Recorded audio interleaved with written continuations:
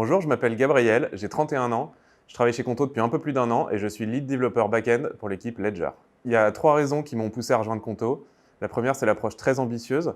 Ensuite, le fait que l'équipe grossisse énormément. Et le troisième, c'est qu'on soit très à l'écoute de nos utilisateurs. Ledger, c'est le cœur du réacteur. C'est nous qui stockons toutes les transactions, qui autorisons les nouveaux débits, les nouveaux crédits. Ensuite, on procède à toutes sortes d'exports, comptables, financiers, légaux. Au quotidien, ce qu'on fait, c'est qu'on accompagne la croissance de Conto. Il y a de plus en plus de transactions, de plus en plus de clients, de plus en plus de fonctionnalités.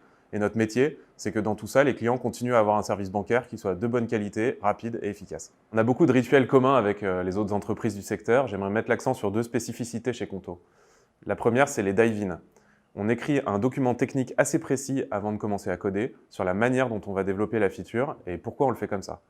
Alors évidemment, ça nous apporte un meilleur partage de connaissances et une meilleure qualité de ce qu'on fait, mais on s'est aussi rendu compte que ça nous permettait d'aller plus vite dans les développements. La deuxième, c'est le pair programming.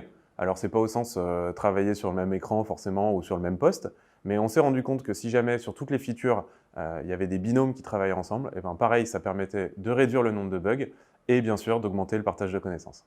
L'apprentissage clé depuis que je suis chez Conto, que j'ai eu, c'est de savoir tout mesurer. On s'assure qu'on travaille toujours sur les sujets pertinents parce qu'on a une quantité infinie de choses à faire et on a un temps fini bien sûr pour les faire.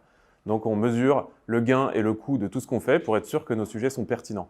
Et la bonne nouvelle dans tout ça, c'est que ça permet à chacun d'être très décideur sur ce qu'on peut faire parce qu'il suffit en réalité de proposer la bonne métrique pour montrer où est le problème pour que ces idées puissent être priorisées dans la roadmap.